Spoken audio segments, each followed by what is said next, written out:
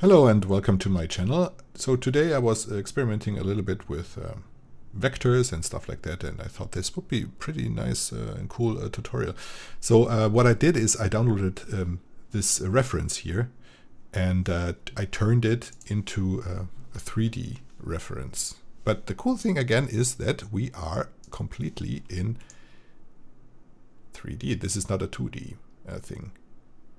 And I'm gonna show that to you right now. Okay, let's get started.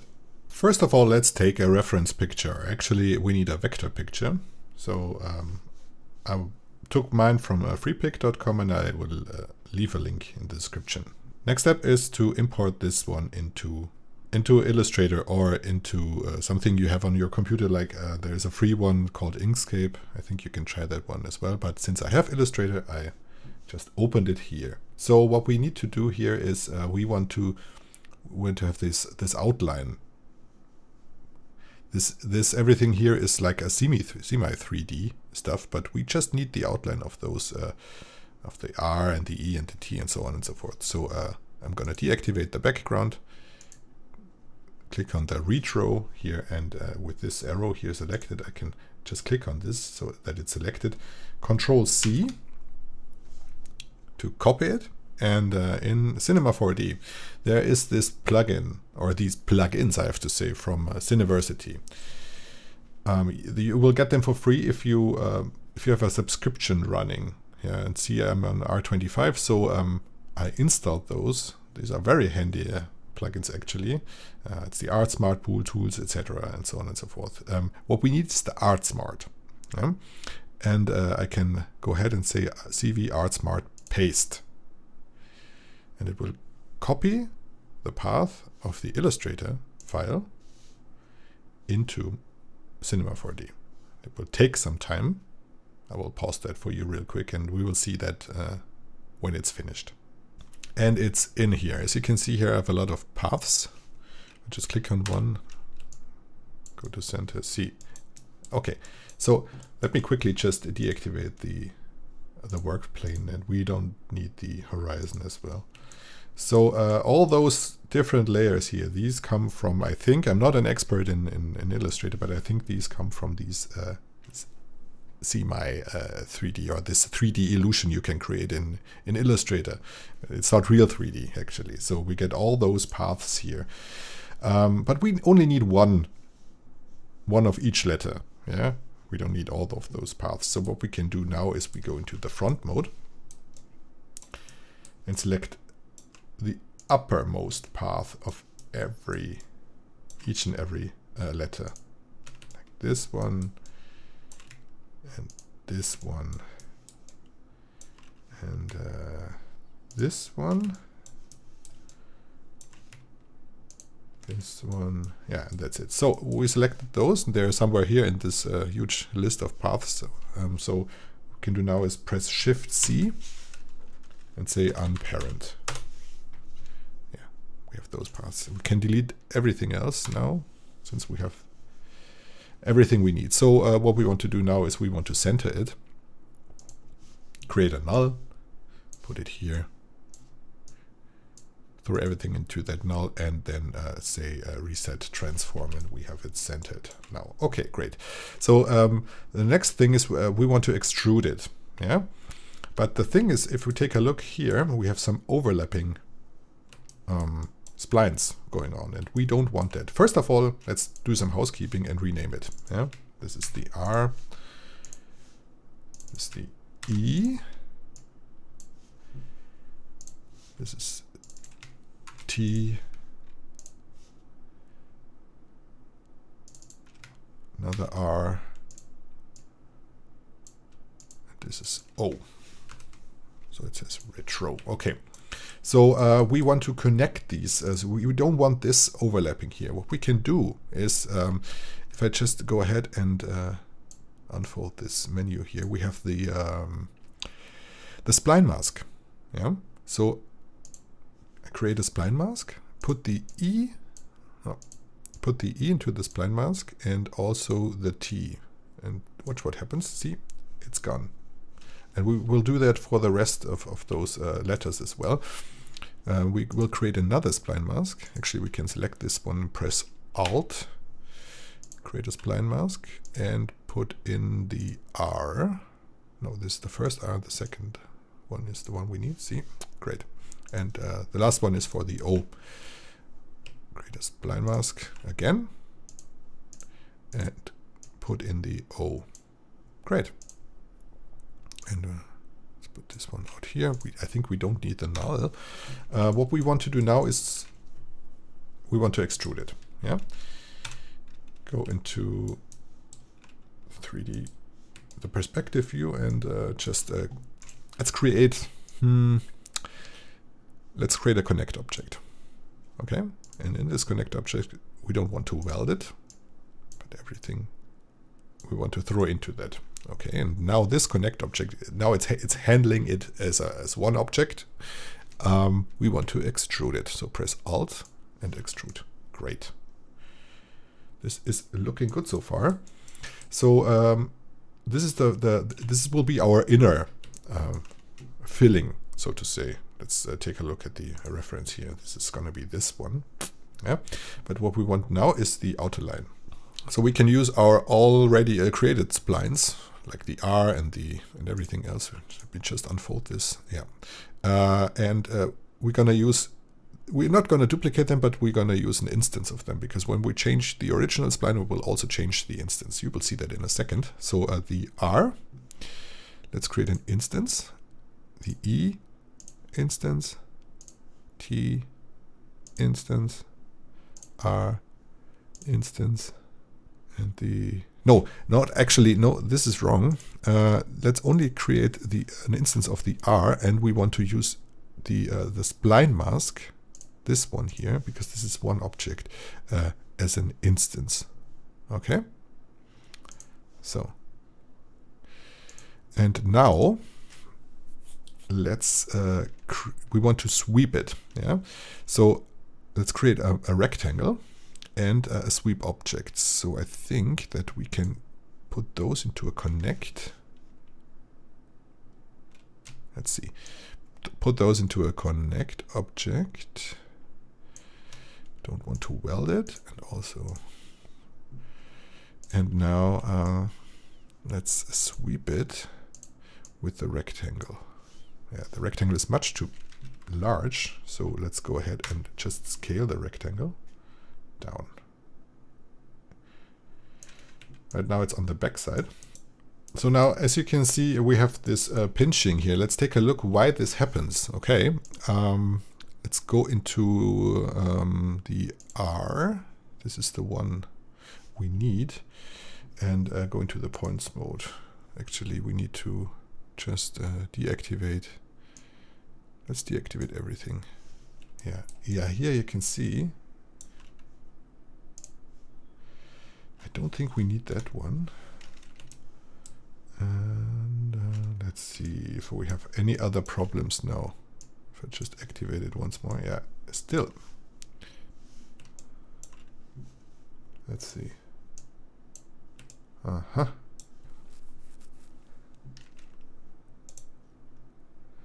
Let's see if I can solve this. Let's go to hard interpolation. Yes. Yeah, that solved that problem actually. We have to take a look at some points. Maybe some of them are messed up. You could always smooth out those points if you want to. Okay, anyways. In the rectangle, let's change the height. Yeah.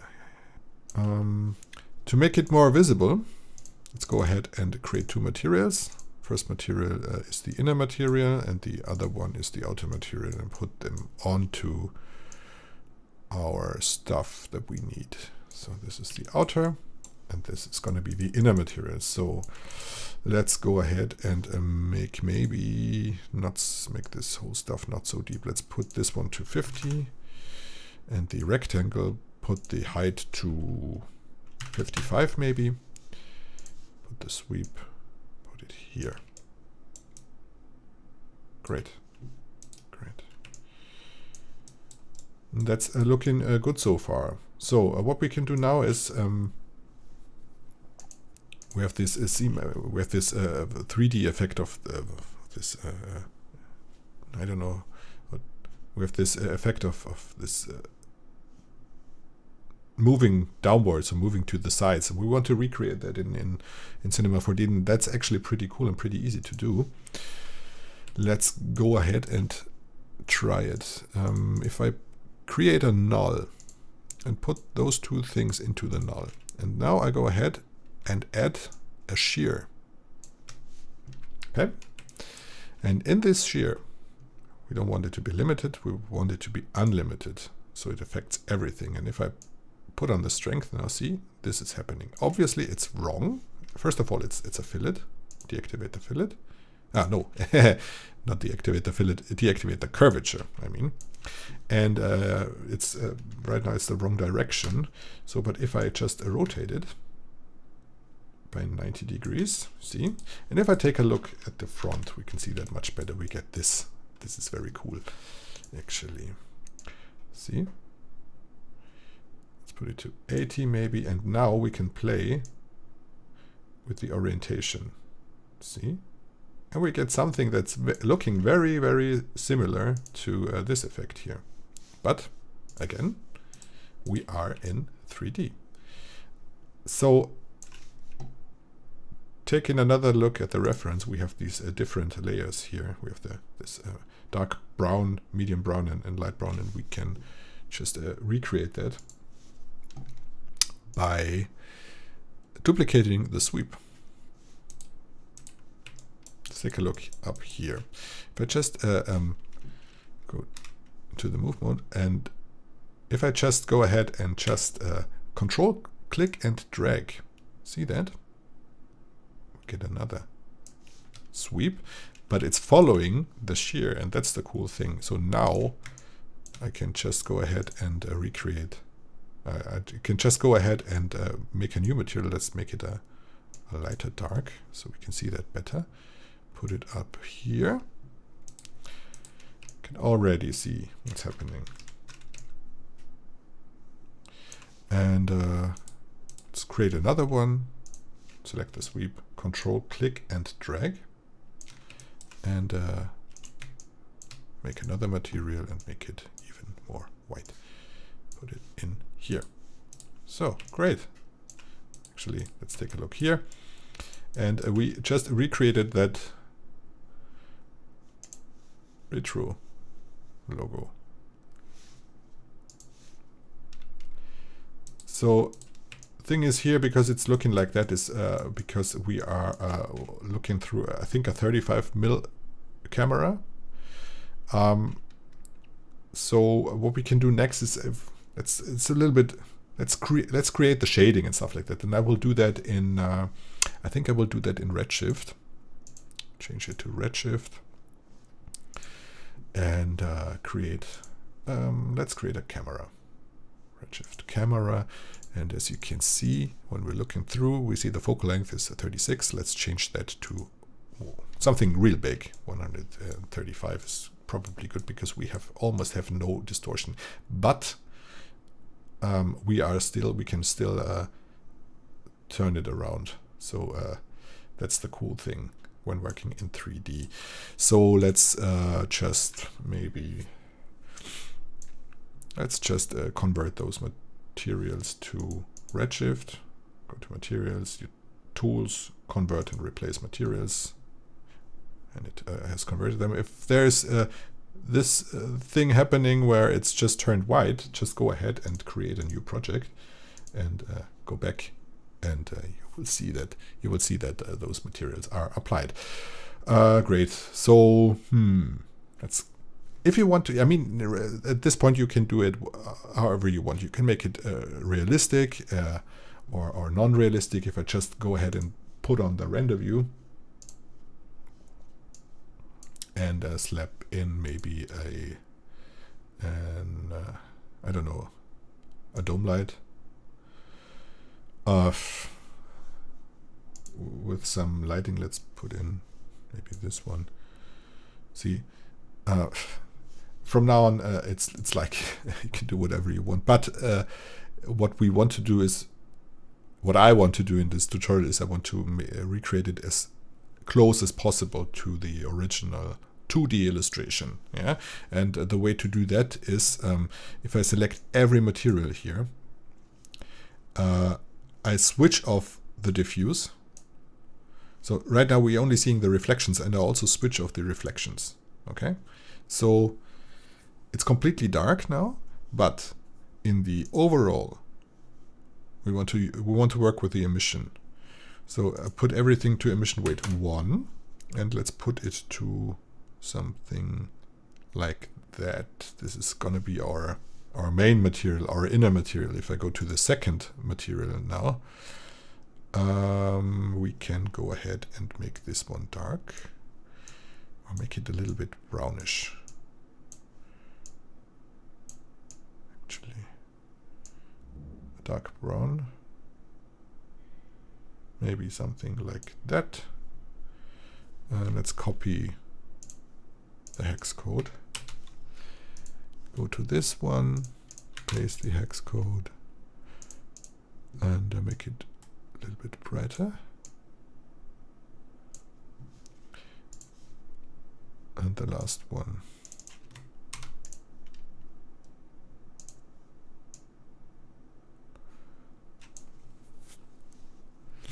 And we don't need the dome light anymore, actually, because it's an emissive material, so it doesn't make any difference now.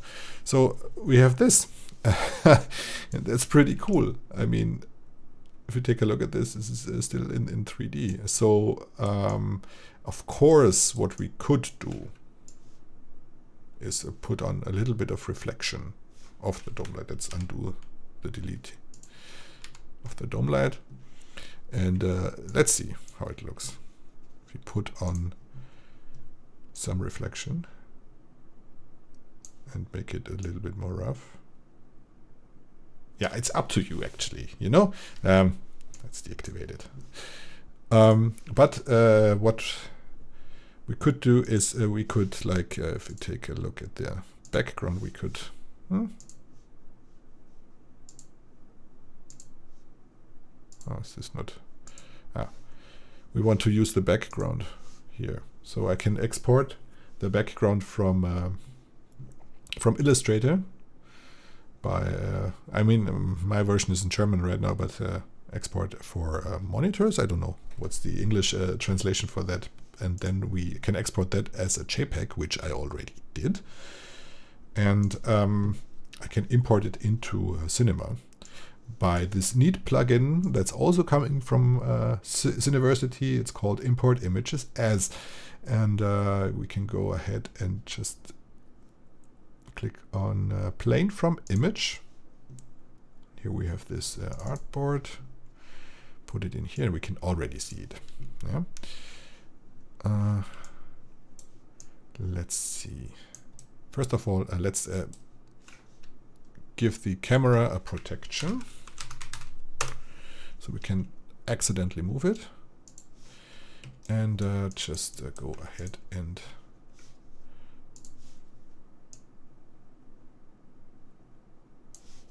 move it to the back, scale it down. So this is a step that you would normally do in After Effects or something like that. But anyways, we are going to do that in Cinema right for now. So let's just position it maybe a little bit more so we can, yeah, something like that. I don't know.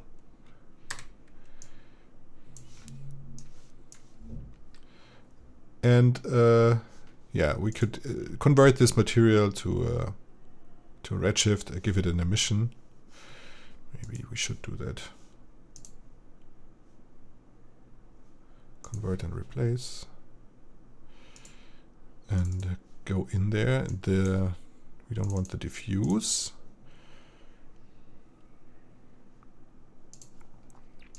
Turn off the diffuse and turn off the reflections already turned off.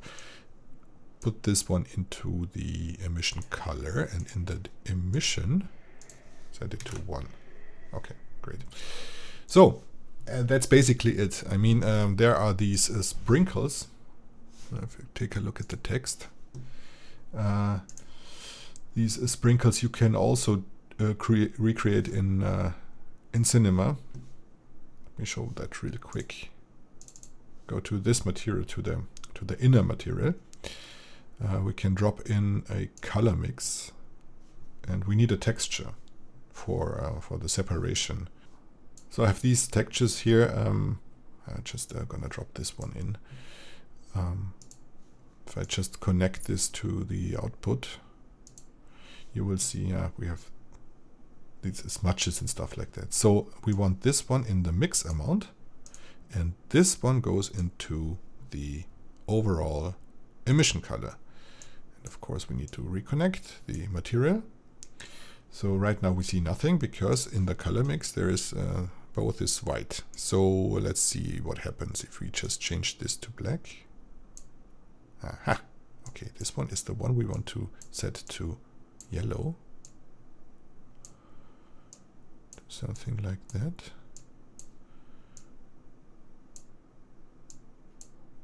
Yes, and the other one I want to darken. Not that much.